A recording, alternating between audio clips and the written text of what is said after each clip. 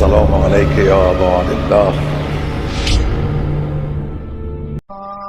الرجيم بسم الله الرحمن الرحيم الحمد لله رب العالمين بارئ الخلائق أجمعين فاطر السماوات والأرضين والصلاة والسلام على أشرف الأولين والآخرين خاتم النبيين شفيع المذنبين أبي القاسم محمد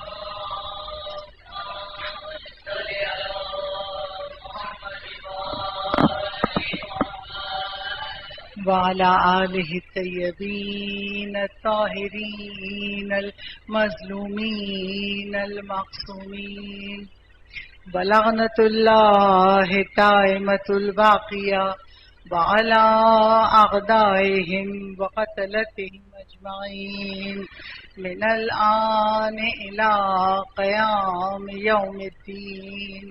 أما بعده فقد قال الله تبارك وتعالى في كتابه المجيد وفرقانه الحميد إنما يريد الله ليذهب عنكم الرجس أهل البيت ويطهركم تطهيرا.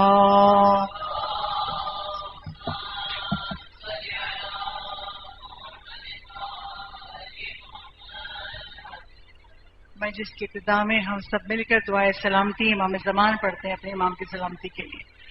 بسم اللہ الرحمن الرحیم اللہم کل ولیک الحجۃ ابن الحسن صلواتک علیہ وعلی آبائہ فی هذه الساعة وفي كل ساعة وليا وحافظا وقائدا وناصرا ودليلا وعينا حتى تسكنه أرضك طوعا وتمتعه فيها طويلا برحمتک یا ارحم الراحمین.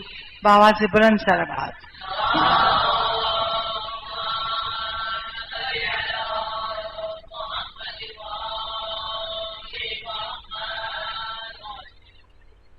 تمام تر تعریفیں اس خدائے بزرگ و برتر کے لیے ہیں جس نے اس کائنات کو خلق کیا، مجھے اور آپ کو خلق کیا اور کائنات کو چلا رہا ہے. وہی ہے کہ جس کے اذن سے سورج مقررہ وقت پہ نکلتا ہے اور ڈوبتا ہے. وہی ہے جو چاند کی رفتار اس کی حکم کے تابع ہے. تو وہ کائنات چلا رہا ہے. قرآن اور وارث قرآن کے عنوان کے تحت عشرہ اول کی آج دوسری مجلس آپ کی سماعتوں کی نظر ہے. اور پروردگار عالم کا ہم شکر ادا کرتے ہیں. معبود تیرا احسان ہے، تو نے دامن محمد و آل محمد سے منسلک کر دیا، ہمیں حق پر پیدا کیا. یہ خدا کی اتنی بڑی نعمت ہے، ہم جتنا اس پہ غور کریں ہم اس نعمت کا شکر ادا نہیں کر سکتے. اور یہ آل محمد ہیں جنہوں نے ہمیں سکھایا کہ اللہ ہم سے کیسی زندگی چاہتا ہے. زندگی دکھ اور سکھ سے معمور ہے. کبھی سکھ ہے زندگی میں اور کبھی دکھ ہے. اور اگر دکھ آ جائے تو خدا قرآن میں کہتا ہے سورہ بقرہ کی آیت نمبر 45 وَاسْتَعِينُوا بِالصَّبْرِ وَالصَّلَاةِ. اللہ سے روزے اور نماز کے ذریعے، صبر سے مراد یہاں روزہ ہے، صبر روزے اور نماز کے ذریعے اللہ سے مدد مانگو. اچھا، اس کے آگے کا جملہ کیا ہے آیت کا؟ وَإِنَّهَا لَكَبِيرَةٌ إِلَّا عَلَى الْخَاشِعِينَ. اور نماز سخت ہے ان لوگوں کے لیے، نماز سخت ہے سب کے لیے مگر ان کے لیے نہیں جن کے دل اللہ کے آگے جھکے ہوئے ہیں، خشوع سے ہیں. اچھا، ہر آیت کا چوتھے امام محمد زین العابدین علیہ السلام فرماتے ہیں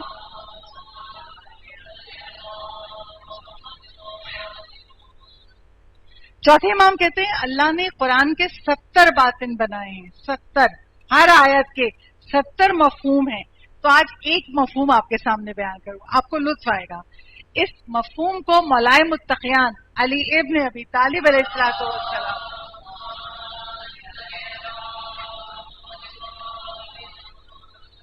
مولا متقیان کہتے ہیں، بہار الانوار کی روایت ہے، مولا کہتے ہیں اس آیت میں جو اللہ کہہ رہا ہے وَاسْتَعِينُوا بِالصَّبْرِ، صبر سے مراد رسول خدا ہیں، اور جو اللہ کہہ رہا ہے وَالصَّلَاةِ، صلاۃ سے مراد ولایت علی ہے.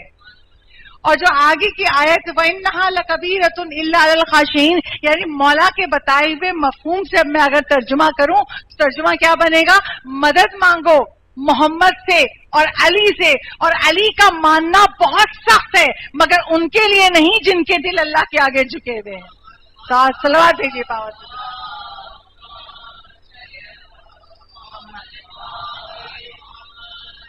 علی کا ماننا سخت کیوں ہے؟ اب کچھ لوگ ہیں جن کو اللہ نے یہ بغض ہے جو علی ہے ان کے دلوں میں، یہ جو لعنت ہے، ان کے سامنے آپ کتنے بھی فضائل علی پڑھ دیں دل شقی ہیں، سخت ہے، دل کے دروازے بند ہیں. اسی لیے اللہ کہہ رہا ہے علی کا ماننا سخت ہے مگر ان کے لیے نہیں جن کے دل اللہ کے آگے جھکے ہوئے ہیں. تو ہم شکر ادا کرتے ہیں کہ اللہ نے ہم کو ولایت علی پہ پیدا کیا، اور بارہا تجھ سے محمد اور علی کا واسطہ دے کے دعا کرتے ہیں. ایک مریض کا نام لے کے دعا کر رہی ہوں، آپ لوگ اپنی روزانہ کی نمازوں میں نام یاد رکھیے گا. برکت تری مولیدینہ بیمار ہیں، خدا ان کو، اور ایک خاتون ہے گل بانو جن کا لیور ٹرانسپلانٹ ہونا ہے، خدایا ان دونوں مریضوں کو بحق محمد و آل محمد، حسین کی بیمار بیٹی فاطمہ زہرا کا تجھے واسطہ دیتی ہوں، ان کے صدقے میں ان کو کل صحت کلی عطا فرما، شفائے کلی عطا فرما، یہ برسہا برس حسین کے عزادار رہیں. بس ہم ذکر کر رہے ہیں قرآن اور وارث قرآن، اور روزانہ آپ کے سامنے اس آیت کے ذیل میں ایک نماز کا تذکرہ کرتی ہوں. آج جو نماز آپ کے سامنے بیان کروں گی وہ نماز ہے نماز جعفر طیار. اچھا، اس نماز کو نماز جعفر طیار کیوں کہتے ہیں؟ چھٹے امام صادق آل محمد امام جعفر صادق علیہ السلام،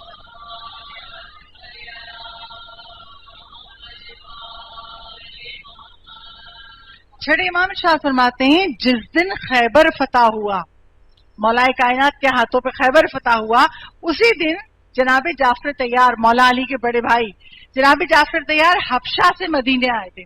اب رسول اللہ کو دو خوشیاں ملی تھی، جعفر طیار کا پلٹ کے آنا اور خیبر کا فتح ہونا جو 40 دن تک فتح نہیں ہو رہا تھا.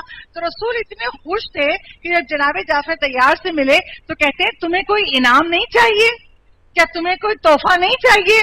تو کہتے ہیں اللہ کے رسول کیوں نہیں چاہیے، انعام بھی چاہیے تحفہ بھی چاہیے.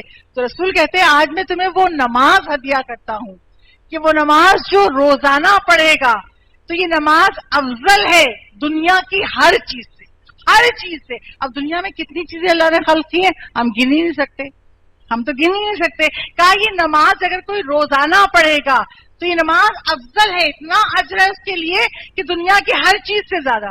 اور اگر کوئی آلٹرنیٹ ڈیز پڑھے گا، ایک دن پڑھی ایک دن نہیں پڑھی، مستحب نماز ہے جب جب وقت ملے، تو اگر کوئی آلٹرنیٹ ڈیز پڑھے گا تو ان 2 دنوں کے درمیان جتنے گناہ ہیں وہ خدا بخش دے گا.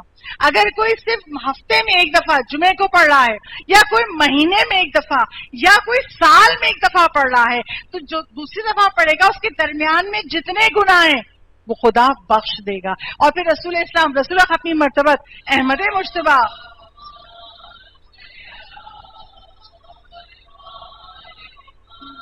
آپ لوگوں کی آوازوں کا بھی امتحان ہے. ویسے تو لوگ کہتے ہیں شیان علی درود پڑھ کے اور نعرے لگا کے ان لوگوں کی آوازیں سبحان اللہ ہوتی ہیں، تو آج میں یہی دیکھتی ہوں کہ آپ کی صلوات کتنی بلند ہوتی ہے، بآواز بلند صلوات پڑے گی.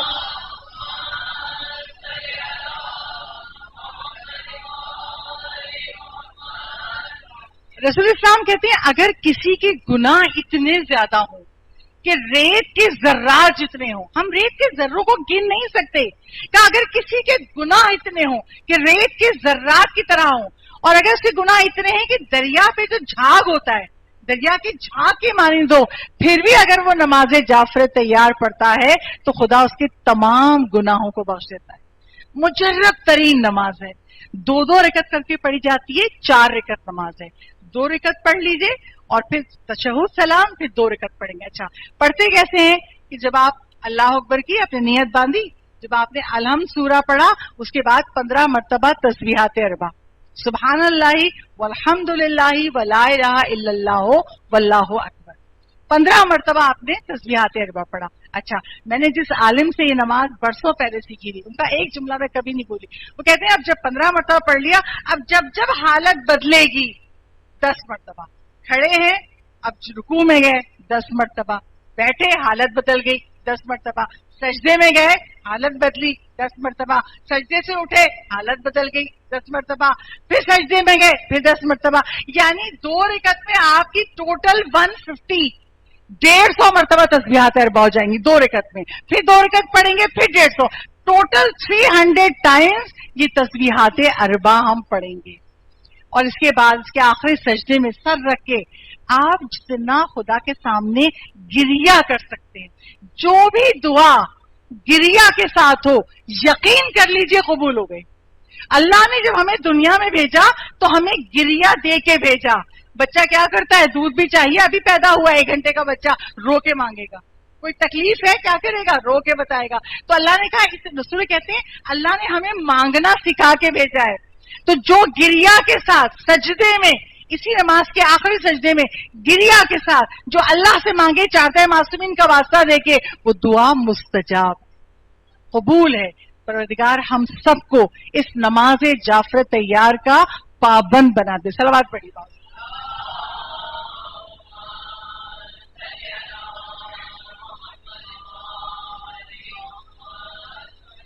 और इस नमाज में जो हम 300 मरतबा तस्बीहात अरबा पढ़ते हैं, सुबहान अल्लाहि वल्हम्दुलिल्लाहि वला इलाहा इल्लल्लाहु वल्लाहु अकबर, 4 जिक्र हैं और चारों अल्लाह की तारीफ है। सुबहान अल्लाह, अल्लाह बेऐब है। वल्हम्दुलिल्लाह, तमाम तारीफें खुदा के लिए। वला इलाहा इल्लल्लाहु, अल्लाह के सिवा कोई माबूद नहीं है। वल्लाहु अकबर, बुजुर्ग को बढ़तर है खुदा। यानी अल्लाह के सामने उसकी तारीफ बयान करना अल्लाह को पसंद है। क्यों? अल्लाह की तारीफ सुनना नहीं चाहता। जो मेरी हमदो सना करेगा वो किसी और के आगे नहीं झुकेगा। मैं इतना अता कर दूंगा कि इसे किसी के आगे झुकने की जरूरत ही नहीं है। तो ये तस्बीहात अरबा जो अल्लाह की शान बयान करे, अल्लाह की हमदो सना करे, अल्लाह को कितना पसंद है। एक रिवायत आपके सामने किताब कशकोल की पढ़ दूं। उसमें रिवायत है कि निशापुर का एक सरदार, एक हाकिम था, अबू नसर। एक मरतबा वो अपने लाहौर लश्कर के साथ शहर में दाखिल हो रहा था, अपने शहर में दाखिल हो रहा था। रात का वक्त था, आधी रात हो चुकी थी। जब उसका लश्कर शहर में दाखिल हुआ, उसके कान में किसी के कुरान पढ़ने की सदा आई। एक कारी अपने घर में कुरान पढ़, अब रात में जब सन्नाटा होता है ना तो छोटी सी आवाज ही सुनाई देती है। एक कारी अपने घर में कुरान पढ़ रहा था। और कौन सी आयत? सूरह आले इमरान की, वो तुइज़्ज़ु मन तशा व तुज़िल्लु मन तशा बियदिकल खैर इन्नका अला कुल्लि शैइन कदीर। आयत का तर्जुमा क्या है? इज्जत देने वाला मैं हूँ, जिल्लत देने वाला भी मैं हूँ, हर खैर मेरे हाथ में है। इन्नल्लाह अला कुल्लि शैइन कदीर, मैं हर चीज पे कादिर हूँ। जैसे ही उस बादशाह ने, सन्नाटा है रात का और कारी की आवाज आ रही है, जैसे उसने इस आयत को सुना, घोड़े से उतरा, रुकू की हालत में गया और जमीन पे सजदा किया। खुदा बेशक तू बुजुर्ग को बढ़ता है, मैं फतह करके आ रहा हूं मगर तूने फतह की, तू बुजुर्ग को बढ़ता है। उसने सजदा किया, उठ के पे चला गया। अच्छा, वो कारी जो कुरान पढ़ रहा था उसका इंतकाल हो गया।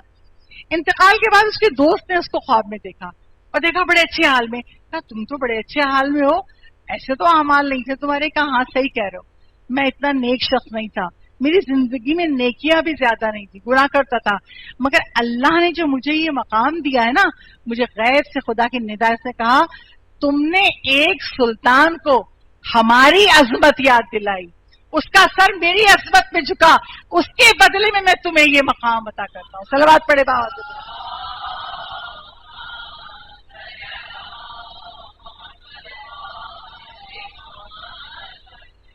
तो रब्बे जुल जलाल की हम्दो सना खुदा को पसंद है। पूरी नमाज देख लीजिए, अल्लाह से मुनाजात है। और मैं और आप गुफ्तगू कर रहे हैं इस अशरा अव्वल में कुरान और वारिस कुरान पर। اور کل میں نے آپ کے سامنے بیان کیا کہ جو خوبی جو صفت قرآن کی ہے وہی صفت آل وارث قرآن کی ہے، آل محمد کی ہے. آج ایک اور صفت بیان کروں گی. قرآن کی صفت ہے، قرآن عظمت اہل بیت بیان کرتا ہے، اور اہل بیت کی صفت یہ ہے کہ وہ قرآن کی عظمت بیان کرتے ہیں. اب دونوں باتوں کے لیے روایت پیش کروں گی. قرآن کیسے اہل بیت کی عظمت بیان کرتا ہے؟ ہمارے شیعہ علماء کہتے ہیں قرآن میں 1000 آیتیں آل محمد کے فضائل ہیں، اور اہل سنت کے دوسرے جو مسالک ہیں ان کے علماء کہتے ہیں 500 آیتیں محمد و آل محمد کی شان میں ہیں. اچھا کیسی شان میں ہے؟ سورہ آل عمران کی آیت نمبر 61. وہ آیت کب نازل ہوئی؟ آیت مباہلہ ہے. جب نجران کے عیسائی آئے اور نجران کے عیسائیوں نے کہا کوئی نبی آیا ہے، حضرت عیسیٰ علیہ السلام کہہ گئے تھے میرے بعد ایک نبی آئے گا اور وہ آخری نبی ہوگا، اور ایک نبی آئے چلو اس کو دیکھیں وہ سچا نبی ہے کہ نہیں، اگر سچا نبی ہوگا تو اس کو مان لیں گے. پوری قوم نے اپنے درمیان سے 70 آدمیوں کو نکالا، یہ نیک لوگ ہیں، پرہیزگار لوگ ہیں، اور ان 70 کے قافلے کو بھیجا گیا جاؤ مدینے جا کے دیکھو وہ سچا نبی ہے یا نہیں ہے. اور ان 70 میں جو سردار تھا، جو پادری تھا سب سے بڑا عاقب وہ تھا، اور 3 وہ لوگ تھے جن کی بات اس قوم میں سنی جاتی تھی. وہ چاروں لوگ نکلے اور آئے رسول کے پاس. رسول سے کہتے ہیں حضرت عیسیٰ کا تو کوئی باپ ہی نہیں تھا، تو اللہ ان کا باپ ہے، ایسا ہو سکتا ہے کسی کا باپ نہ ہو؟ بحث کر رہے کہ حضرت عیسیٰ اللہ کے بیٹے، اور رسول کہہ رہے ہیں نہیں، عیسیٰ اللہ کے نبی ہیں، اللہ کی کوئی اولاد نہیں ہے، اللہ نور ہے، مگر وہ ماننے کو تیار نہیں ہے، ہٹ دھرمی ہے، بحث ہو رہی ہے. پروردگار عالم نے آیت کو نازل کیا. کون سی آیت؟ سورہ آل عمران کی آیت نمبر 61. فَقُلْ تَعَالُوا نَدْعُوا أَبْنَاءَنَا وَأَبْنَاءَكُمْ وَنِسَاءَنَا وَنِسَاءَكُمْ وَأَنفُسَنَا وَأَنفُسَكُمْ ثُمَّ نَبْتَهِلْ فَنَجْعَلْ لَعْنَةَ اللَّهِ عَلَى الْكَاذِبِينَ. اللہ نے کہا میرے حبیب اب ان سے بحث مت کرو، مباہلہ کرو. ان سے کہو تم اپنے بچوں کو لاؤ، ہم اپنے بچوں کو لاتے ہیں، تم اپنی عورتوں کو لاؤ، ہم اپنی عورتوں کو لاتے ہیں، تم اپنے نفسوں کو لاؤ، ہم اپنے نفسوں کو لاتے ہیں، اور پھر سب مل کے ثم نبتہل، پھر مباہلہ کریں گے، اور جو ہم میں سے جھوٹا ہوگا اس پر اللہ کی لعنت نازل ہوگی. جب یہ آیت آ گئی تو رسول خدا نے جناب سلمان فارسی سے کہا سلمان فارسی فجر کے بعد کل مباہلہ ہے، فلاں مقام پہ جا کے صفائی کر دو اور کچھ بچھا دو، آئیں گے ہم اور آ کے مباہلہ کریں گے. اب سلمان فارسی کو حکم ہو گیا.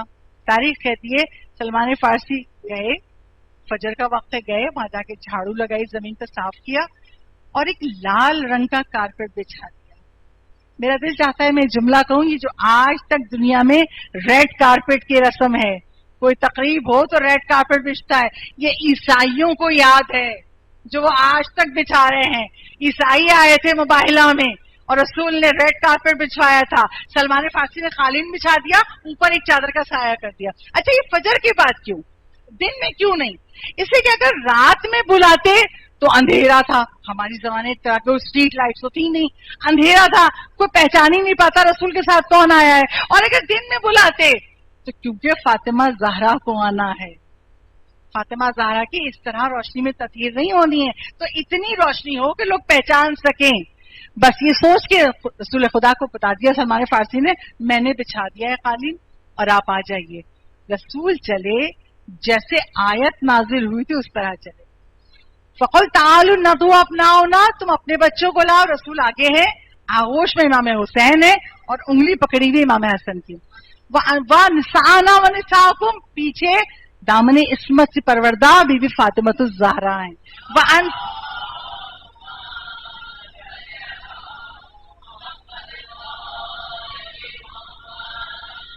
پھر وَأَنفُسَنَا وَأَنفُسَكُمْ، سب سے پیچھے نفس رسول، امامت کے وارث کون؟ مولا متقیان علی ابن ابی طالب علیہ السلام. جس طرح آیت آئی تھی اسی طرح ترتیب میں آئے. اچھا پہلا سوال جو آپ نے بہت مجالس سے سنا ہوگا، اللہ نے کہا تھا کہ تم اپنے بچے کو نہیں، تم اپنے بچوں کو لاؤ. ہم اپنے بچوں کو لاتے ہیں. تم اپنی عورتوں کو لاؤ، ہم اپنی عورتوں کو لاتے ہیں. تم اپنے نفسوں کو لاؤ. بات جمع کی ہوئی تھی مگر رسول ہر منزل پر ایک کو لے گئے. بچوں میں حسن حسین، عورتوں میں فاطمہ زہرا، नफ्सों में अली ये बता रही है कोई इस मंजिल पे था ही नहीं।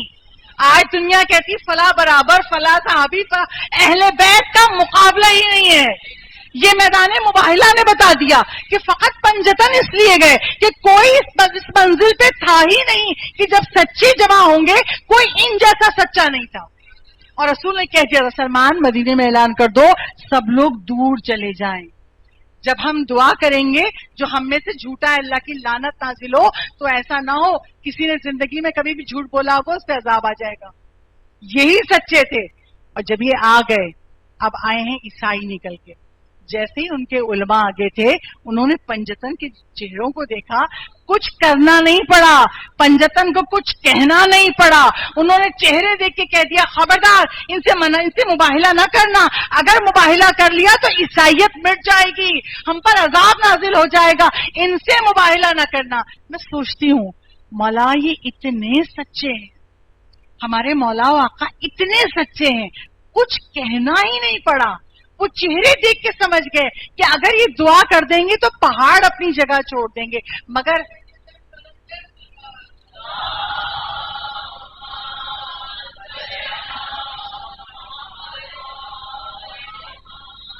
ईसाई थे मगर पंजतन की अजमत पहचान गए। मगर जब मैं सोचती हूँ सैयदा बाग़ फिदक के लिए खुतबा फिदक देने आई हैं तो बीबी ने एक जुमला कहा था, मैं फातिमा बिनते मोहम्मद हूं, मैं झूठ नहीं बोलती। जहरा को ये जुमला मुसलमानों के सामने कहना पड़ा। वो ईसाई थे मगर चेहरे देख के समझ गए ये कैसे मुसलमान थे कि जहरा को उनके सामने कहना पड़ा मैं सच्ची हूं, मैं झूठ नहीं बोलती। तो सरदारों की अजमत पंजतन है कि उन्होंने जजिया देना गवारा कर लिया, हम मुबाहिला नहीं करेंगे। और कुरान की इस आयत ने बता दिया सच्चे आले मोहम्मद हैं। और इसीलिए कुरान कह रहा है या अय्युहल्लज़ीना आमनुत्तकुल्लाह वकूनू मअस सादिकीन, सच्चों के साथ हो जाओ। किसके? आले मोहम्मद के साथ हो जाओ।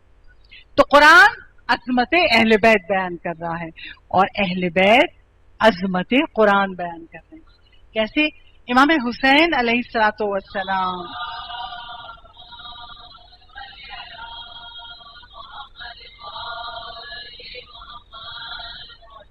इमाम हुसैन ने अपने बच्चे को कुरान पढ़ाने के लिए एक उस्ताद के सुपुर्द किया, उसको कुरान पढ़ाओ। उस्ताद ने कुरान पढ़ाना शुरू किया। इमाम हुसैन के बेटे को सूरह अल-हम्द याद करा दी। सबसे पहला सूरा वही है। जैसे ही सूरह अल-हम्द याद कराई बच्चे ने बाबा को सुनाया, बाबा मुझे अल-हम्द याद हो गई। इमाम हुसैन ने अपने बच्चे की जबान से सूरह अल-हम्द सुनी। इमाम इतने खुश हुए, इमाम ने उस्ताद को बुलाया, 10,000 दीनार, 1,000 जोड़े और मौला ने उसका मुंह जवाहरात से भर दिया।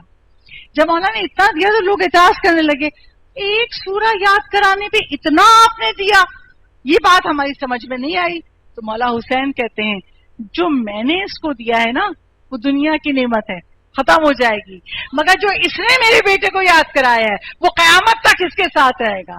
मेरी बख्शिश कमतर है, जो इसने पढ़ाया वो अजीमतर है, कुरान अजीम है। तो अहले बैत कुरान की अजमत बयान करते हैं। शब आशूर क्या हुआ था?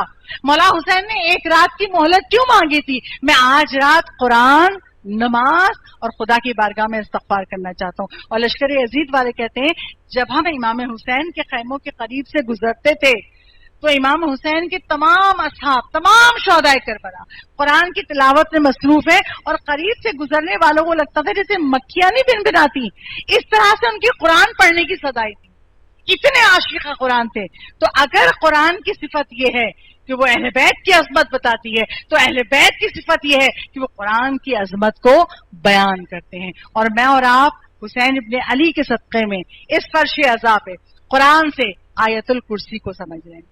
आयतुल कुर्सी वो आयत है कि जिसके लिए रसूल खत्मी मर्तबत अहमद मुज्तबा मोहम्मद मुज्तबा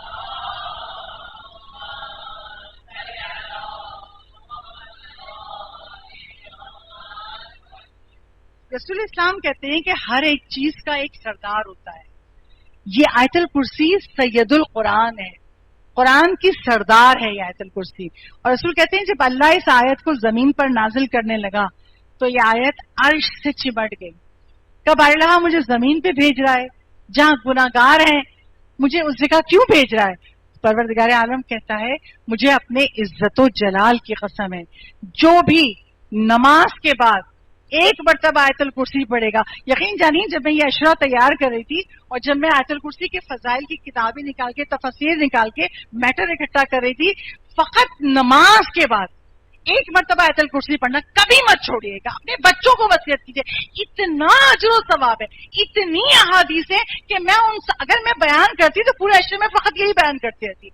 اتنی فضائل ہیں اس کے. رسول کہتے ہیں اگر کوئی نماز کے بعد ایک مرتبہ آیت الکرسی پڑھتا ہے، اللہ کہتے ہیں میں اس کی طرف اپنے عزت و جلال کی قسم کھا کے کہہ رہا ہے میں اس کی طرف 70 مرتبہ رحمت کی نظر ڈالوں گا، اس کی 70 حاجتیں قبول کروں گا، اور اس سے کم ترین حاجت یہ ہے کہ اس کو بخش دوں گا، اس کے دشمن سے اس کی حفاظت کروں گا، اور اس کو لائق بہشت کر دوں گا کہ اس کے اور بہشت کے درمیان فقط موت حائل ہوگی. ادھر مرا ادھر بہشت میں داخل ہوا. یہ فضائل آیت الکرسی ہے.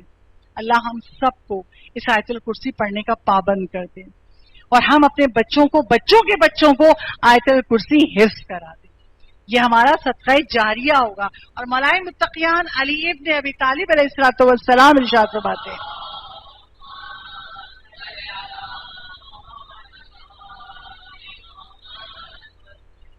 ملائے متقیان کہتے ہیں اگر کسی کی آنکھ میں تکلیف ہو، کسی کو آئی انفیکشن ہو، مولا کہتے ہیں وہ آیت الکرسی پڑھے اور پڑھ کے اپنے ہاتھوں میں تھوک کے آنکھ پہ مل لے، خدا اس کی آنکھوں کو شفا یاب کر دے گا.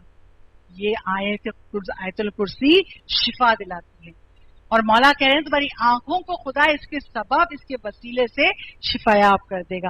کل کی مجلس تک ہم نے آیت الکرسی کا ایک جملے کو ہم نے سمجھنے کی کوشش کی. آیت الکرسی کا پہلا جملہ اللہ لا الہ الا ہوا، اور اس کا پیغام اپنی توحید کو مضبوط کرو، اپنی معرفت کو بڑھاؤ، اللہ کو پہچانو. اور آج جب اس سے آگے بڑھتے ہیں تو اللہ کی صفات گنائی جا رہی ہیں. الحی القیوم، اللہ حی ہے، اللہ قیوم ہے. حی کیا؟ حی کے معنی وہ جو زندہ ہے. اچھا کیسے زندہ ہے؟ دیکھیں ہم سب زندہ ہیں لیکن ہم سب کو ذائقہ موت چکھنا ہے. اللہ کیسے زندہ ہے؟ سورہ فرقان میں اللہ ارشاد فرما رہا ہے وَتَوَكَّلْ عَلَى الْحَيِّ الَّذِي لَا يَمُوتُ، بھروسہ کرو اس خدا پر جسے کبھی موت نہیں آئے گی. یعنی خدا ایسے زندہ ہے، ہمیشہ سے ہے اور ہمیشہ رہے گا. خدا ایسا حی ہے. اور پھر اگلا جملہ کیا ہے؟ الحی القیوم. پورے قرآن میں قیوم کا لفظ 3 مرتبہ آیا ہے، اور تینوں مرتبہ قیوم حی کے ساتھ آیا. حی القیوم یعنی خدا کیا ہے؟ قائم ہے. کیسے قائم ہے؟ وہ ایسے قائم ہے کہ اس کے سبب سے یہ کائنات قائم ہے. اس لیے کہ تفاسیر بیان کرنے والے علماء بیان کرتے ہیں کیسے خدا قائم ہے کہ خدا نے اس کائنات کو سنبھالا ہوا ہے. اگر خدا نہ سنبھالے تو ممکن ہے یہ ہزارہا سالوں سے سورج مشرق سے نکلتا ہے، مغرب میں غروب ہوتا ہے. یہ خدا ہے جو چاند و سورج کو، موسموں کو، ہواؤں کو، چرند پرند کو، پوری خلقت کو سنبھالے ہوئے. کیوں؟ قائم ہے، حی القیوم. اور خدا کی زندگی سے سب کی زندگیاں ہیں. جو عورت پریگننٹ ہو کیا وہ یقین سے کہہ سکتی کہ میرا بچہ زندہ پیدا ہوگا؟ نہیں کہہ سکتی. اللہ سے مانگتی اللہ میرے بچے کو صحیح و سالم، زندہ و سلامت پیدا کرنا. جب بچہ پیدا ہو گیا تو کیا اسے یقین ہے کہ یہ میرا بچہ بڑھاپے تک زندہ رہے گا؟ نہیں. ماں خدا سے دعائیں مانگتی ہے خدا اس کو طویل عمر عطا کرنا. یعنی اس حی کے سبب پوری کائنات زندہ ہے. وہ ایسا حی ہے کہ پوری کائنات زندہ ہے. اور یہ حی القیوم اتنا جلالی، اتنا بابرکت یہ اللہ کے اسم ہے کہ روایتوں میں ہے کہ جب جنگ بدر ہوئی، مسلمان 313 ہیں اور کفار کا بڑا کثیر لشکر ہے.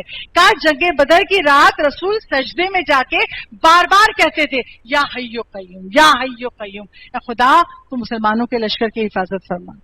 اور آپ نے دیکھا خدا نے کیسی حفاظت فرمائی، ملائکہ کے ذریعے مسلمانوں کی مدد ہوئی اور مسلمانوں کو فتح ملی. میں نے خود ایک عالم سے سنا ہے، عالم کہتے ہیں کہ جب آپ کو کوئی حاجت ہو، کوئی بھی حاجت، 174 ٹائمز، 174 مرتبہ یا حیو یا قیوم پڑھے، خدا آپ کی حاجتوں کو پورا کرے. یہ زندہ کرنے والا خدا ہے. کوئی بیمار ہے، کوئی پریشان حال ہے، وہ آپ کو قائم کرے گا، آپ کو استقامت عطا کر دے گا.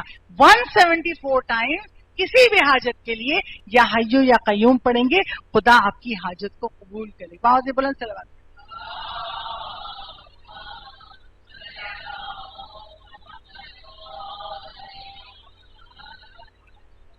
آج کل سب سے بڑا مسئلہ یہ ہوا ہے کہ ہم اس دنیا میں، شاید ہم سے پہلے والی جنریشن اتنا نہیں تھی نا، وہ دادیوں کے امیوں کے ٹوٹکے ہیں، پہلے یہ کر لو، پہلے یہ کر لو، اور ہم لوگ کیا کرتے ہیں، نہیں ایسا ہو نہیں سکتا، ہاسپٹل جائیے، یہ ٹیسٹ کرائیے، وہ ٹیسٹ کرائیے، ایسا نہیں ہو سکتا، آپ بچیں گے نہیں.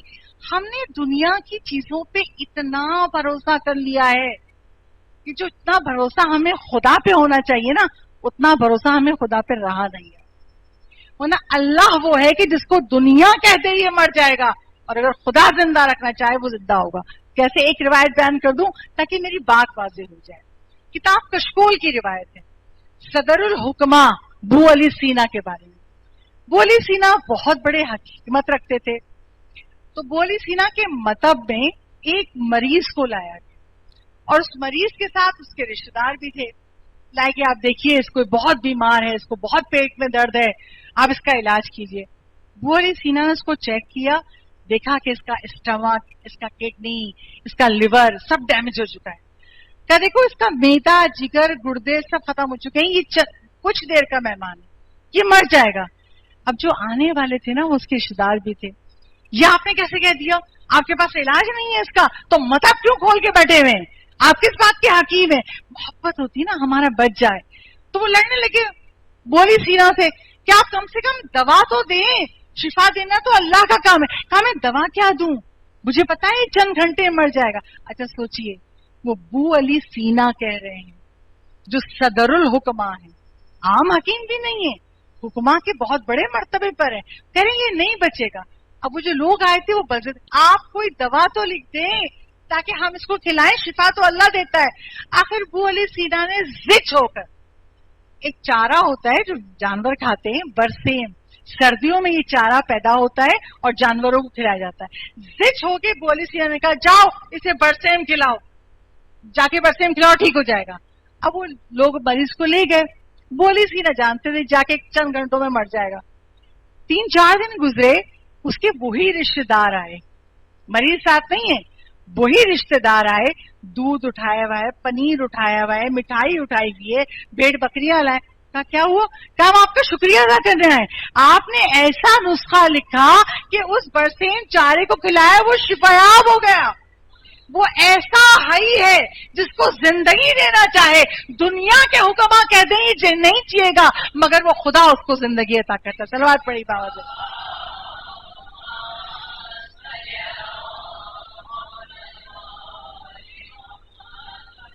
کبھی بھی خدا کی ذات سے نا امید نہیں ہونا چاہیے. وہ خدا اپنے بندوں کو بہت چاہتا ہے، بہت چاہتا ہے. اور اسی آیت الکرسی میں آگے خدا کیا کہہ رہا ہے؟ لا تاخذہ سنۃ ولا نوم. اللہ کو نہ اونگ آتی ہے نہ اللہ کو نیند آتی ہے. میں سوچتی رہی اگر اللہ میاں فقط یہ کہہ دیتا لا تاخذہ ولا نوم، خدا کو نیند نہیں آتی، سنتوں کیوں کہا؟ نہ مجھے اونگ آتی ہے نہ مجھے نیند آتی ہے. بھئی اللہ کہہ دیتا مجھے نیند نہیں آتی، بات ختم. بھئی اللہ کبھی سوتا نہیں ہے. اس نے یہ کیوں کہا کہ مجھے اونگ نہیں آتی؟ یہ آیت کب نازل ہوئی تھی؟ جب حضرت موسیٰ سے ان کی قوم نے کہا کیا خدا سوتا ہے؟ موسیٰ نے یہی سوال خدا سے کر دیا. بہرحال میری قوم پوچھ رہی ہے کیا تجھے نیند آتی ہے؟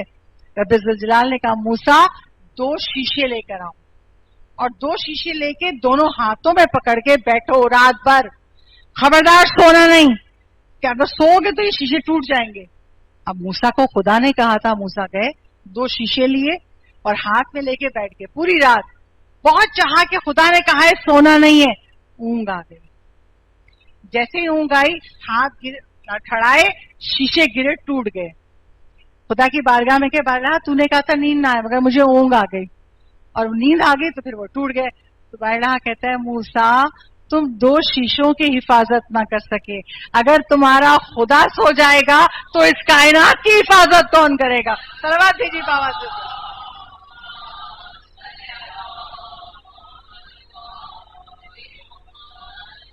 یعنی اب آیت الکرسی میں اللہ اپنی صفات بیان کر رہا ہے.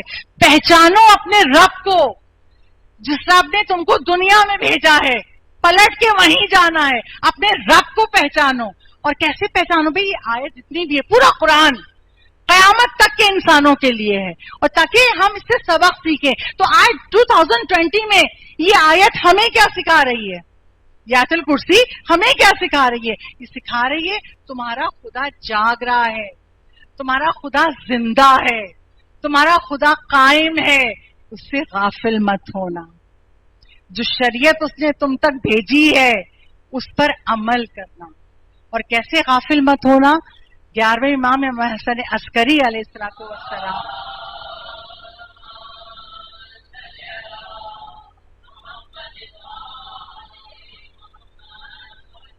دیکھیے خدا حی ہے نا، یعنی دنیا میں بھی زندگی دیتا ہے اور ہمیں آخرت کی زندگی بھی دے گا. یہاں تو ذائقہ موت ہے، وہاں موت بھی نہیں ہے، ہمیشہ کی زندگی ہے. تو امام حسن عسکری کہتے ہیں تمہاری اصل زندگی موت کے بعد شروع ہوتی ہے. اب سوچئے ہم کیا سمجھتے ہیں؟ موت آ گئی زندگی ختم، جو خواہش کرنی ہے کر لو، جو بچوں سے کہنا ہے کہہ لو، جتنا زندگی انجوائے کرنی ہے کر لو، بس زندگی ختم سے بات ختم. نہیں، مولا کہتے ہیں تمہاری اصل زندگی موت کے بعد شروع ہوتی ہے. کیسے؟ مولا متقیان نہج البلاغہ میں کہتے ہیں جب ہم ماں کے شکم میں تھے، چھوٹا سا تاریخ قید خانہ ہے نا ماں کا شکم، تاریخ جگہ ہے. جب پیدا ہو رہے تھے تو رو رہے تھے. کیوں؟ ہم سے ماں کا شکم چھینا جا رہا ہے، روتے ہوئے پیدا ہوئے. جب بڑے ہو گئے، آج ہم سے کوئی کہے ماں کے شکم میں جاؤ گے، ہم کیا کہیں گے؟ ہرگز نہیں. اس تاریخ جگہ جا کے کیا کریں گے؟ دنیا، یہ خوبصورت دنیا، یہ چرند پرند درخت و باغات، ہم کیوں دنیا چھوڑ کے جائیں؟ مولا کہتے ہیں جب تم برزخ کی زندگی میں جاؤ گے اور کوئی تم سے کہے گا دنیا میں پلٹ جاؤ، تو تم یہی کہو گے یہ بڑی برزخ کی دنیا چھوڑ کے ہم دنیا میں کیوں جائیں؟ ابھی ہم نے برزخ دیکھی نہیں ہے تو ہم دنیا کو کل سمجھتے ہیں. اور ہماری سب سے بڑی غفلت یہی ہے، برزخ میں کچھ ملے نہ ملے، ایک چیز ضرور ملے گی. جب آیت اللہ دستغیب شیرازی کے ایک دوست کا انتقال ہوا اور ان کے دوست جب ان کے خواب میں آیا تو آیت اللہ دستغیب شیرازی نے پوچھا وہ کیا چیز ہے جو تم دنیا میں نہیں سمجھ سکے تمہیں برزخ میں سمجھ میں آئی، بتاؤ مجھے. تو اس نے کہا مجھے کچھ بھی بتانے کا حق نہیں ہے، اجازت نہیں ہے اللہ کی طرف سے، مگر تم اصرار کرتے ہو تو ایک جملہ کہہ دوں، میں حسین کی حکومت دنیا میں سمجھ ہی نہیں سکا جو برزخ میں حسین کی حکمرانی ہے. صلوات پڑھے بواز بڑا.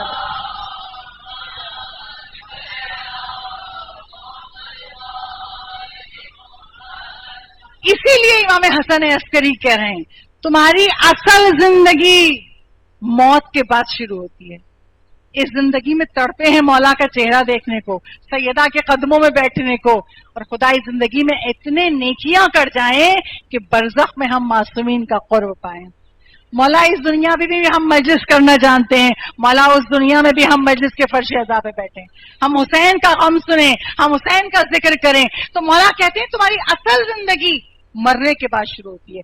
اب ایک بات بتاؤں، جب خدا دیکھ رہا ہے لا سنتوں ولا نوم، نہ مجھے اونگ آتی ہے نہ نیند آتی ہے، تو کر کیا رہا ہے خدا؟ ہم سب کو کلوزلی مانیٹر کرتا ہے. ہم کیا سوچ رہے ہیں، ہم کیا بول رہے ہیں، ہم کیا کھا رہے ہیں، ہم کیا کہہ رہے ہیں، فقط اور فقط اس کا فوکس بندے ہیں. جب خدا اس طرح دیکھ رہا ہے اور جب امام زمانہ بھی ہمیں ہر وقت دیکھ رہے ہیں، کیسے پتا؟ امام نے ایک توقیع مبارک لکھی تھی. توقیع اسے کہتے ہیں وہ تحریر جو امام کے ہاتھوں سے لکھی جائے اسے توقیع مبارک کہتے ہیں. شیخ مفید کو امام نے ایک تحریر لکھ کے دی تھی، اور وہ تحریر کیا تھی؟ میرے شیعوں سے کہہ دو ہم تمہاری سرپرستی اور دیکھ بھال سے غافل نہیں ہیں، ہم تمہیں فراموش نہیں کرتے، اگر ہم تمہیں بھول جاتے تو یہ دنیا تمہیں ختم کر دیتی. مولا کا جملہ سنیں گے دوبارہ، ہم تمہاری دیکھ بھال اور تمہاری سرپرستی، ہمارا سرپرست ہے، ہم لاوارث نہیں ہیں، ہمارا زندہ امام موجود ہے اور ہمیں دیکھ رہا ہے، ہماری دیکھ بھال کر رہا ہے. اور کہہ رہے ہیں ہم تم سے غافل نہیں ہیں، کسی کو بلانے سے پہلے اپنے امام کو پکارا کرو، تمہارے لب ہلتے ہیں اس سے پہلے کہ آواز تمہارے کانوں میں پہنچے تمہارے امام کے پاس پہنچ جاتی ہے. تو وہ امام بھی ہمیں دیکھ رہا ہے، خدا بھی ہمیں دیکھ رہا ہے، مگر ہم غافل. بچے آج ٹی وی کھولے بیٹھے ہوں اور اس پہ اچانک گانے آنے لگے، اب والیوم کم کرو، ریموٹ ہاتھ میں ہے، ارے امی اتنا تو چلتا ہے، ارے یہ تو اتنا تو، ارے غزلیں جائز، ارے قوالی جائز ہے. یہ جو ہم کہتے ہیں نا اتنا تو چلتا ہے، اتنا نہیں چلتا. جس نظم و ضبط سے، جس ڈسپلن سے خدا نے کائنات بنائی ہے، اسی ڈسپلن سے خدا نے اس کائنات کو چلانے والا قانون شریعت محمد دیا ہے، جس کی حفاظت کے لیے 11 امام شہید ہوئے. ہم اس شریعت کو اتنا آسان لیتے ہیں، ارے اتنا تو چلتا ہے. شادی میں چلے گئے، کسی نامحرم کی نگاہ پڑ گئی، ہم نے بہت میک اپ کیا ہوا، ارے اتنا تو چلتا ہے. یہ اتنا نہیں چلتا. اگر خدا نے روز قیامت کہہ دیا تم جنت کی شکل بھی نہیں دیکھ سکتے، اور ہم کہیں گے کیوں؟ اتنا تو چلتا ہے. کیا کریں گے ہم اگر خدا نے ہم سے یہی جملہ کہہ دیا اتنا تو چلتا ہے؟ اتنا نہیں چلتا. ہر واجب پہ عمل کرنا ہے، ہر حرام سے بچنا ہے، اور جو یہ کرتا ہے اسے خدا دنیا میں بھی اجر دیتا ہے، آخرت میں بھی اجر دیتا ہے. کیسے؟ مقدس اردبیلی کے والد، مقدس اردبیلی کیسے پیدا ہوئے؟ ہاں، ان کے والد بہت نیک شخص تھے، بہت غریب تھے، ایک نہر کے کنارے بیٹھے ہوئے تھے، کئی وقت کا فاقہ تھا، بھوکے تھے، نہر کا پانی بہ رہا ہے. ایک بار کی نہر کے پانی میں سیب ٹوٹ کے آیا، کہیں سے درخت سے گرا تھا اور نہر کے پانی میں. اب بھوکے تھے، کئی روز کے بھوکے تھے، ایک بار کی سیب اٹھا کے کھا لیا، بھوک بیٹھ جائے. کھا تو لیا مگر کھانے کے بعد یاد آیا یہ سیب کا مالک راضی ہے یا نہیں ہے، میں نے غلطی کی، کھا لیا.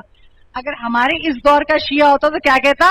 ارے اتنا تو چلتا ہے، نعرے حیدری لگائیں گے اب اللہ چھوڑ دے گا. نہیں، اللہ نے یہ کائنات پورے ڈسپلن سے بنائی ہے. وہ ہماری طرح خدا نہیں ہے، وہ خدا رب العالمین ہے. اب کھا تو لیا سیب، مگر اب کیا کروں؟ روز قیامت خدا پکڑ لے گا، تم نے کیسے کھایا، اس کا مالک راضی نہیں تھا.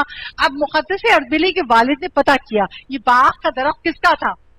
کیا یہ ملک کی سرحد پر ہے؟ یہ آدھا باغ اس ملک کے وزیر کا ہے اور آدھے باغ کا مالک دوسرے ملک میں ہے. ایک سیب کھایا ہے. اب پہنچے اس وزیر کے پاس، کہا اس سیب کا آدھا حصہ تو تیرا ہے، یا تو مجھ سے پیسے لے لے یا مجھے بخش دے. روز قیامت خدا مجھ سے نہ پوچھے، میں قصوروار نہ ہوں. وزیر نے کہا جاؤ میں نے بخش دیا، آدھا تمہارے لیے حلال ہے. اب آدھا کیسے حلال ہو؟ دوسرے ملک کا سفر کیا، اس شخص کے پاس پہنچے جس کا باغ تھا، اس سے کہا یہ آدھا سیب یا تو مجھے بخش دو یا مجھ سے قیمت لے لو. اس شخص نے اس کا چہرہ دیکھا، یہ آدھے سیب کے لیے اتنا سفر کر کے آیا ہے کہ یہ آدھا سیب اس کے لیے حلال ہو جائے جو اس نے غلطی سے بھوک میں کھا لیا تھا. اس نے کہا ایک شرط پہ حلال کروں گا. کہا کیا؟ کہا میری ایک بیٹی ہے، اس سے شادی کرنا پڑے گی. اچھا، مگر میری بیٹی اندھی بھی ہے، بہری بھی ہے، میری بیٹی سنتی بھی نہیں، اور میری بیٹی پیرالائزڈ ہے، مفلوج ہے، حرکت بھی نہیں کر سکتی. اگر اس سے شادی کرو گے تو میں یہ آدھا سیب حلال کر دیتا ہوں. مقدس اردبیلی کے والد نے سوچا اگر نہ کروں تو روز قیامت خدا مجھے پکڑے گا. اگر دنیا ہی کی تو بات ہے، دنیا چند روز کی ہے، اگر کر لوں تو میدان قیامت میں سرخرو ہوں گا خدا کے سامنے. کہا اچھا ٹھیک ہے میں شادی کرتا ہوں. شادی کے انتظامات ہوئے، شادی ہو گئی. اب جب اپنے کمرے میں گئے، اجرا عروسی میں گئے اور دلہن کو دیکھا تو حیران، نہ دلہن اندھی ہے، نہ بہری ہے، نہ بولنے سے معذور ہے، نہ مفلوج ہے، حسین ترین لڑکی ہے. فوراً کمرے سے باہر ہے. کہا آپ نے جتنی باتیں بتائی تھی اپنی بیٹی کے بارے میں اس میں سے تو ایک بات بھی اس کے اندر نہیں ہے. کہا ہاں، میں نے اندھی اس لیے کہا تھا اس نے کوئی نامحرم نہیں دیکھا، میں نے بہری اس لیے کہا تھا اس نے کوئی حرام آواز نہیں سنی، میں نے گونگی اس لیے کہا تھا اس کی زبان سے کوئی غلط الفاظ نہیں نکلے، میں نے مفلوج اس لیے کہا تھا اس کا پورا جسم خدا کی اطاعت میں تھا. میں نے سوچا تم اتنے با تقویٰ ہو، تمہارے تقویٰ کو آزمانے کے لیے میں نے یہ کہا تھا. جب یہ شادی ہوئی تو اس کے صدقے میں، اس کی نسل میں مقدس اردبیلی جیسا عالم پیدا. صلوات پڑھے گا.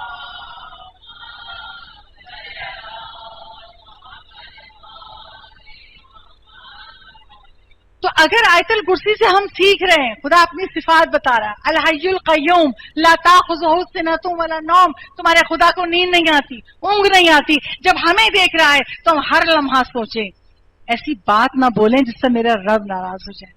دیکھیے اللہ کی ناراضگی خدا سے سجدے میں رو رو کے مانگا کریں، خدا دنیا مجھے چھوڑ دے مگر تو مجھے نہ چھوڑنا، تو مجھ سے ناراض نہ ہونا. خدا نے ہمیں کتنی نعمتیں بن مانگے دے دی، اگر وہ بن مانگے والی نعمتیں چھین لے ہم جی سکیں گے؟ ہم جی نہیں سکتے. تو ہمیشہ دعا کیا کیجیے نماز میں، میرا خدا مجھ سے ناراض نہ ہو، میرا خدا مجھ سے راضی ہو جائے. اور ہم لوگ نہیں سوچتے، یہی شکایت امام زمانہ کو ہے. ہم غفلت میں ہیں. یہ مجلس حسین ہماری آنکھوں سے غفلت کے پردے ہٹا دے، ہم عارف بن جائیں، ہم معرفت والے مومن بن جائیں. یہ چند روزہ زندگی ہے. پتہ نہیں ہم میں سے کتنے لوگ، میں خود اپنی بات کروں، نہ جانے اگلے برس کہاں ہوں گی، قبر میں ہوں گی یا زمین پہ ہوں گی، ہمیں اپنے اگلے دن کا نہیں پتا. تو ہم بہت باخبر رہیں. زندگی کی جتنی سانسیں ہیں نا یہ نعمتیں ہیں، نیکیوں میں بسر کریں. مگر ہم غافل کیسے؟ ایک آخری روایت اور مصائب کی منزل. امام زمانہ کی جب غیبت ہوئی ہے تو غیبت سے پہلے علی ابن مہزیار کوفی، ان کے والد نے امام زمانہ کو دیکھا تھا. جب امام زمانہ کی غیبت شروع ہوئی، اب امام سے کوئی مل نہیں سکتا، اب وہ تڑپ رہے ہیں، میں کیسے امام زمانہ سے ملوں، میں کیسے اپنے امام کا چہرہ دیکھوں، میں کیسے اپنے امام کے پاس بیٹھوں. ہم نے تو امام کو دیکھا نہیں نا، تو ہمارے اندر شاید اتنی تڑپ بھی نہیں ہے. ہونی چاہیے. جب زندگی اتنی گزر گئی اب تک امام کی صدا نہیں سن سکے، مولا کوئی تو دن ایسا آئے یہ کان گناہوں سے ایسے پاک ہو جائیں کہ ہم اپنے امام زمانہ کی صدا سن سکیں. وہ علی بن مہزیار کوفی کے والد روتے تھے، تڑپتے تھے. مسجد سہلا میں 40 دن اعمال، کربلا میں 40 دن اعمال، جگہ جگہ اعمال کر رہے ہیں مجھے امام زمانہ کی زیارت مل جائے.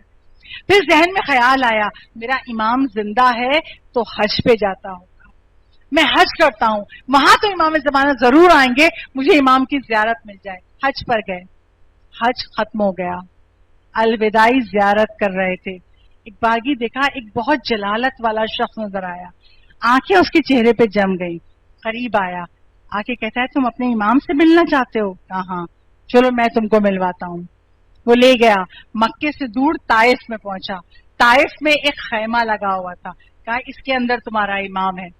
اندر داخل ہوئے اور آنکھوں سے آنسو بہ رہے ہیں. آج ہم سے کوئی کہہ دے تمہارے امام سے تمہاری ملاقات ہوتی ہے، سوچیے ہمارے دل کی کیا حالت ہوگی. مولا زندگی بھر کی تم سنائیں گے، مولا آپ سے سنیں گے، کربلا آپ سے سنیں گے. وہ رونے لگا. جیسے ہی خیمے میں داخل ہوا، اس سے پہلے کہ وہ کچھ کہتا امام زمانہ نے کہا بڑی دیر سے تمہارا انتظار کر رہا تھا، بڑی دیر سے تمہارا انتظار کر رہا تھا، اب آئے ہو. تو یہ علی بن مہزیار کوفی کے والد کہتے ہیں مولا کوئی رہبری نہیں ملا تھا کہ مجھے آپ تک لے آتا. جب انہوں نے یہ جملہ کہا تو مولا کہتے ہیں کوئی رہبر نہیں ملا تھا، تمہارے اندر 3 گناہ تھے جو رکاوٹ تھے، تم مجھ تک نہیں مل. کہا مولا کون سے 3 گناہ؟ کہا دولت جمع کرنے میں لگے ہوئے ہو، اتنے غافل ہو، بس پیسہ بڑھ جائے، بس پیسہ بڑھ جائے، دولت جمع کرنے میں لگے ہوئے ہو، غافل ہو. یہ گناہ ایسا تھا کہ میری زیارت نصیب نہیں ہوئی. کمزور، دوسرا گناہ، کمزور اور ضعیف مومنوں سے بے توجہی برتتے ہو، کمزور کی فکر نہیں کرتے ہو، ضعیف مومن کی پرواہ نہیں کرتے ہو. یہ ایسا گناہ ہے تمہارا امام تم سے کیسے ملے. اب امام گناہ بتا رہے ہیں. تیسرا گناہ قطع رحم کر رہے ہو، تمہارا امام تم سے کیسے ملے. عزیزانو سوچئے گا، آج جتنی زیارت آل یاسین، آج جتنی دعائے ندبہ، آج جتنے ہم امام کی نمازیں پڑھتے ہیں، کثرت سے خواتین عبادت کر رہی ہیں، کیوں ہمیں امام کی زیارت نہیں ملے؟ امام کا جواب یہ 3 گناہ جب تک تم کرتے رہو گے، دولت سے محبت کرو گے، ضعیف مومنوں سے نفرت کرو گے، ان کا خیال نہیں رکھو گے، اور اپنی صلہ رحم کو توڑ دو گے، قطع رحم کرو گے، تمہیں تمہارے امام کی زیارت نہیں ملے گی.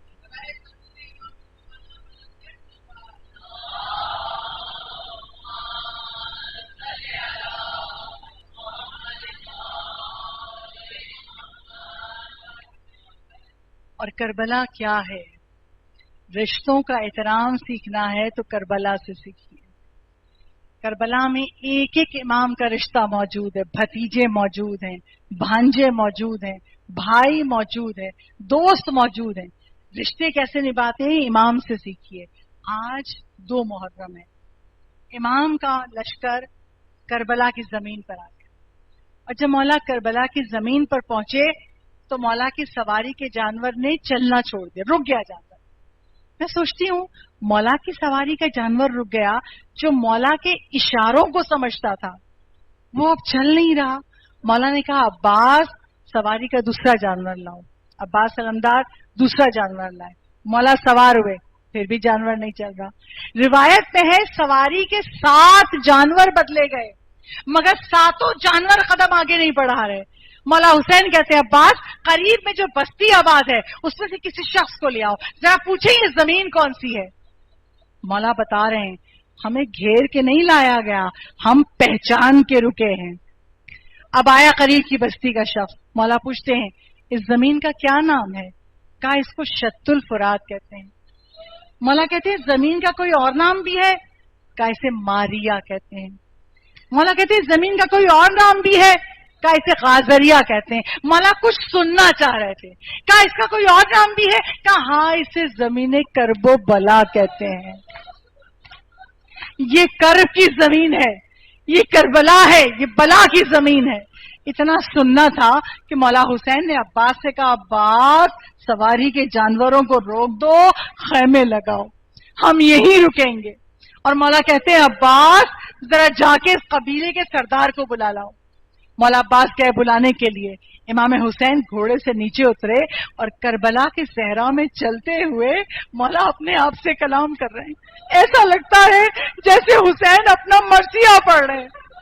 امام حسین کہتے ہیں یہی تو وہ زمین ہے جہاں میرے بچے سوار کیے جائیں گے، یہی تو وہ زمین ہے جہاں میری بہنوں کے سر سے چادر چھینی جائے گی، یہی وہ زمین ہے جہاں میری بہنوں کو قیدی بنایا جائے گا.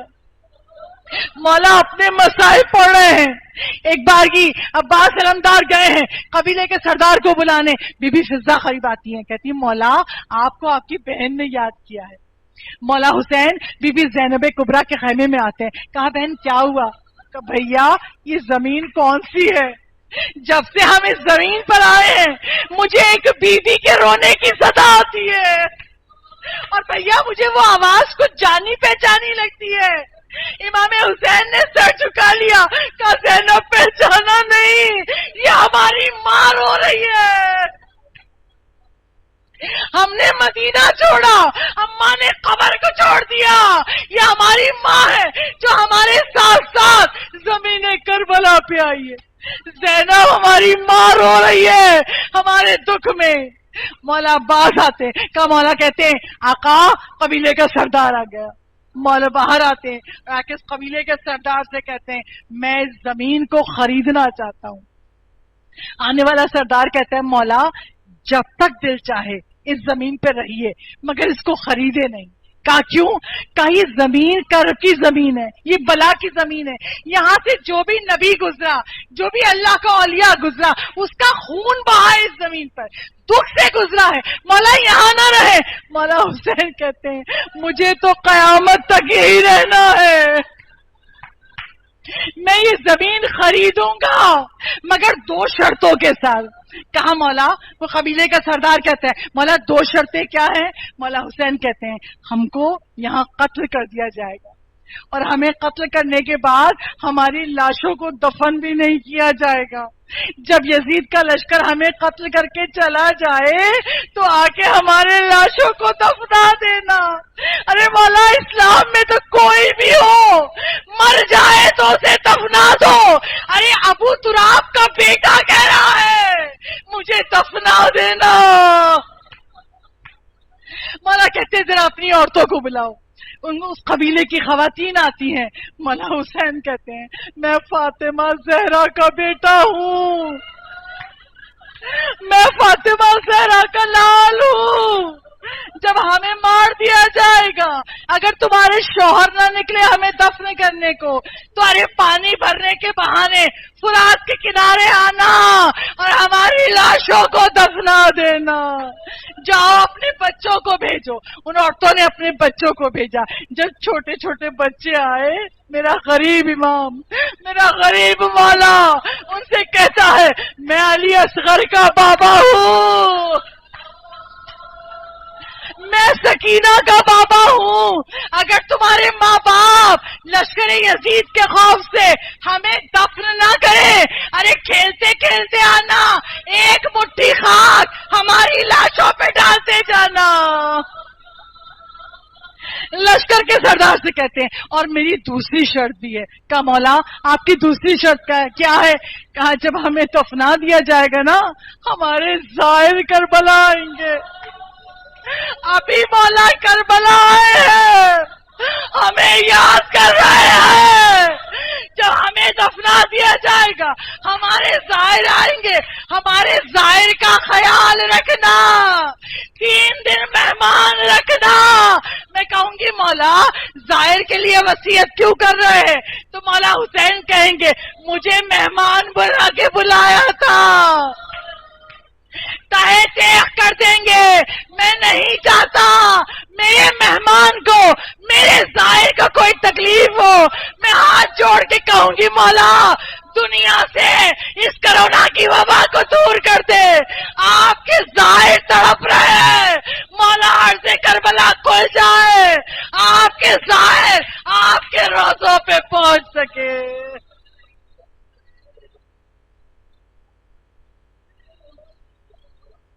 لعنت اللہ علی القوم الظالمین وسيعلم الذین ظلموا ای منقلب ینقلبون. بارلہا تجھے محمد اور آل محمد کا واسطہ ہماری اس قلیل عبادت کو ہم سے قبول فرما لے. پاک پروردگار ہماری سب سے پہلی حاجت، ہماری سب سے بڑی حاجت امام زمانہ کے ظہور میں تعجیل فرما دے.